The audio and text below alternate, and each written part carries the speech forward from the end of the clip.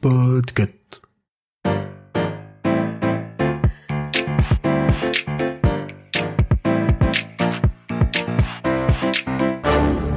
Bonjour, vous avez choisi la réponse D. Mais d'abord, écoutez la question. Aujourd'hui, dans la catégorie sciences et technologies, la question va vous faire mal à la tête. Un être humain peut-il traverser un mur solide ? Réponse A, non. D'ailleurs, j'ai essayé plusieurs fois et je n'ai réussi qu'à attraper la bosse des sciences. Réponse B, oui, mais un être humain de la taille d'un atome alors ? Réponse C, oui, en utilisant une technique de téléportation. Ou réponse D, oui, les murs ne sont que des barrières qu'on se met dans notre tête. Rien n'est impossible si on le veut vraiment. La question n'est pas facile et je ne voudrais pas donner aux auditeuristes des conseils qui pourraient se terminer par des blessures ou des désillusions. Si l'on se tient à la théorie, disons que c'est possible. Très très hautement improbable. Si improbable qu'on ne l'a jamais vu et qu'on ne le verra sans doute jamais, même si l'espèce humaine survit malgré elle encore longtemps. Mais possible. D'autant plus improbable qu'on est grand. Quand je dis grand, c'est plusieurs atomes de hauteur au moins. Donc ce critère reste inclusif. Parce que pour un atome, l'histoire change un peu.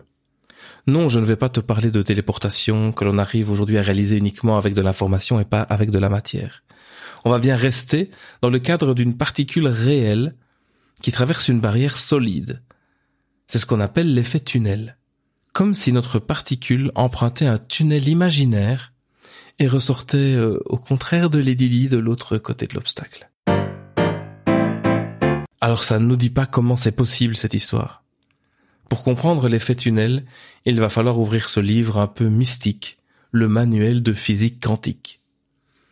Ce bouquin nous dit qu'une particule a une probabilité de se trouver à un endroit fixé qui est décrit par sa fonction d'onde, le carré du module de la fonction d'onde si on veut être précis.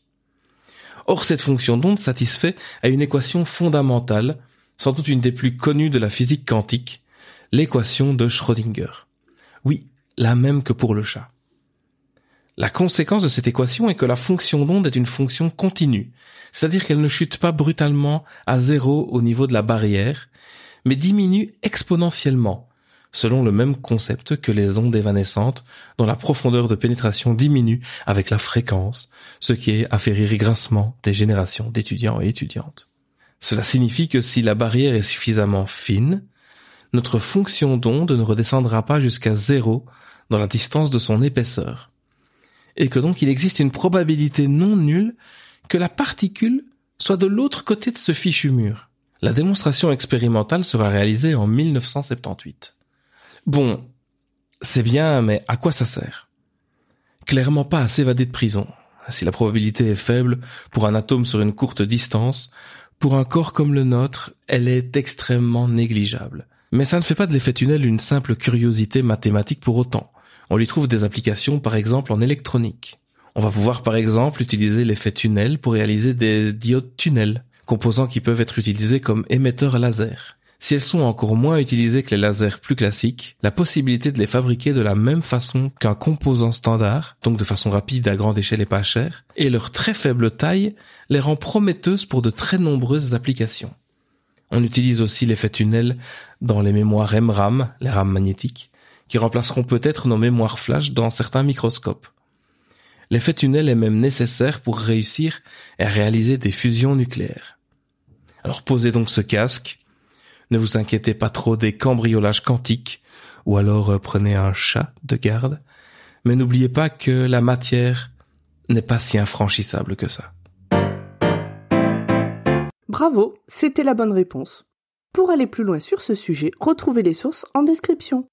La réponse D est un podcast du label Podcut. Vous pouvez nous soutenir via Patreon ou échanger directement avec les membres du label sur Discord. Toutes les informations sont à retrouver dans les détails de l'épisode. À demain pour une nouvelle question sur la thématique littérature.